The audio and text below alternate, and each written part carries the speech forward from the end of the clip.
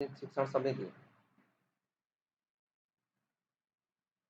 નમસ્કાર મિત્રો, સ્વાગત છે તમારું ડિજિટલ તાલીમ યુટ્યુબ ચેનલ પર. અને આજના રોજ એટલે કે તારીખ 1/4/2026 રોજ દિવ્ય ભાસ્કરમાં આવેલ જાહેરાત પ્રમાણે ગુજરાત રાજ્ય પ્રાથમિક શિક્ષણ સમિતિ ગુજરાત રાજ્ય પ્રાથમિક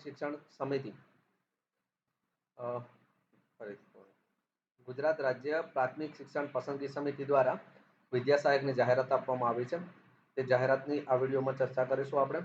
અને જે ડીએલએડ કરેલ છે, જે છેલ્લા વર્ષમાં છે ડીએલએડના, એમને પણ મોકો મળશે વિદ્યા સહાયકની અંદર અરજી કરવાનો. તો તમામ માહિતી આ વિડીયોમાં જોઈએ આપણે.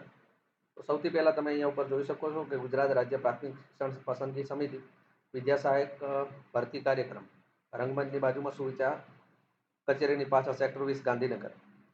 જિલ્લા શિક્ષણ સમિતિ, નગર શિક્ષણ સમિતિની પ્રાથમિક શાળાઓમાં વિદ્યા સહાયક ધોરણ 1 થી 5 ગુજરાતી માધ્યમની ભરતી અંગેની જાહેરાત 2026.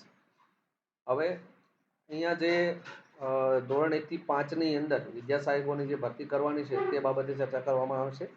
તો સૌથી પહેલાં એને આપણે જોઈએ કે આ કઈ તારીખથી ફોર્મ ભરવાના ચાલુ થશે અને એની અંદાજિત જગ્યાઓ કેટલી છે. તો જિલ્લા પ્રાથમિક શિક્ષણ સમિતિ, નગર શિક્ષણ સમિતિ હસ્તકની સરકારી પ્રાથમિક શાળાઓમાં વિદ્યા સહાયક ધોરણ 1 થી 5 ગુજરાતી માધ્યમની સીધી ભરતી માટે સરકારશ્રી દ્વારા મંજૂર કરેલ જગ્યાઓમાં પ્રમાણમાં સંબંધિત નગર શિક્ષણ સમિતિ ખાલી જગ્યાઓ ઉપર નિમણૂક માટે મેરિટના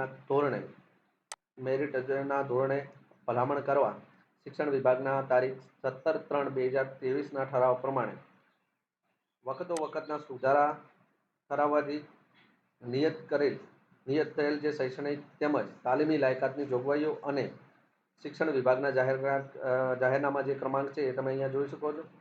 અને તારીખ 20/1/2017નો જે ઠરાવ છે, તો એ 17ના ઠરાવ પ્રમાણે પસંદગી પ્રક્રિયાના નિયમોની જોગવાઈઓ અને પાત્રતા ધરાવનાર ઉમેદવારો પાસેથી નિયત નમૂનામાં ઓનલાઈન અરજીઓ કરવાની રહેશે. આ સંપૂર્ણ જે પ્રોસેસ છે એ ઓનલાઈન રહેશે. અને એની અંદર જાહેરાત ક્રમાંક છે 1/2026નો વિભાગ છે ધોરણ 1 થી 5 માધ્યમ રહેશે, એનું ગુજરાતી માધ્યમ. અને કુલ અંદાજિત જગ્યાઓ 11,000 જેટલી છે. એટલે જેટલા પણ ટેટ 1 ઉમેદવારો પાસ છે તેમને પૂરેપૂરો આનો લાભ મળશે. અને શિક્ષણ વિભાગના તારીખ 31/3/2026ના પત્રથી મળેલ મંજૂરી અને આ જાહેરાતમાં માત્ર કુલ જગ્યાઓ દર્શાવેલ છે. સરકારી પ્રાથમિક શાળાઓના પ્રાથમિક શિક્ષકોની જિલ્લા ફેરબદલી કેમ્પની કાર્યવાહી પૂર્ણ થયેથી, એટલે તમને ખ્યાલ હશે કે અત્યારે જિલ્લા ફેરબદલી કાર્યક્રમ ચાલુ છે. તો એ કાર્યક્રમ પૂરો થશે ત્યારબાદ તમામ જિલ્લા નગર શિક્ષણ સમિતિના રોસ્ટર આધારિત ખાલી જગ્યાઓની વિગતો મેળવી અને જિલ્લાવાર તેમજ પ્રાથમિક શાળાવાર જગ્યાઓ, જિલ્લાવાર તેમજ પ્રાથમિક શાળાઓની જે જગ્યાઓ છે પછીની વેબસાઇટ ઉપર પ્રસિદ્ધ કરવામાં આવશે.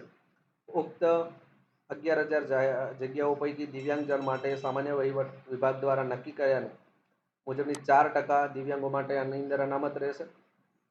ત્યારબાદ જગ્યાઓ દિવ્યાંગજનોની ખાસ ભરતી ઝુંબેશ અંતર્ગત પ્રથમ પ્રસંગે ન ભરાયેલ જગ્યાઓ પૈકી બીજા પ્રસંગે તરીકે દર્શાવવામાં આવનાર છે.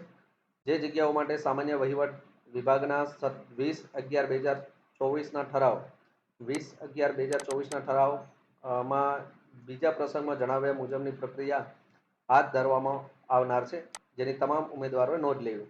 વધુમાં અહીંયા એ કીધું છે કે ઉક્ત પત્રથી મળેલ મંજૂર અન્વયે હાલ જે ઉમેદવારો ડીએલએડના છેલ્લા વર્ષમાં અભ્યાસ કરતા હોય અને ટેટ 1ની પરીક્ષા પાસ કરેલી હોય તેવા ઉમેદવારો પણ આની અંદર ફોર્મ ભરી શકશે. એટલે કે તેવા ઉમેદવારો પણ હાલ ઉમેદવારી કરી શકશે. હવે આની અંદર એનો મેરિટનો ક્રાઇટેરિયા કઈ રીતે રહેશે એ પણ જોઈએ આપણે. તો કે આવા ઉમેદવારોને ડીએલએડના ગુણ તથા માર્કશીટ તેઓની ડીએલએડનું પરિણામ પ્રસિદ્ધ થયેથી ઓનલાઈન ઉમેદવારીમાં છૂટછાટ પણ આપવામાં આવશે. જ્યારે તમારી માર્કશીટ આવશે એટલે એ સમયે તમને આની છૂટછાટ પણ મળશે. તમે એની અંદર સુધારા વધારા કરી શકશો જ્યારે તમારું પરિણામ ડિક્લેર થાય ત્યારબાદ. ભરતી અંગેનું ઓનલાઈન અરજીપત્રક વેબસાઇટ dpgujarat.in છે, જેના ઉપર 15/4/2026ના સવારના 12 વાગ્યાથી 24/4/2026ના રોજ બપોરના 3 વાગ્યા સુધી આજનું તમે ફોર્મ અરજી કરી શકશો. તો ભરતી તારીખો અહીંયા ખાસ ધ્યાન રાખશો. 15/4થી તમે અરજી કરી શકશો અને ત્યારબાદ તમે 24/4 એની છેલ્લી તારીખ રહેશે.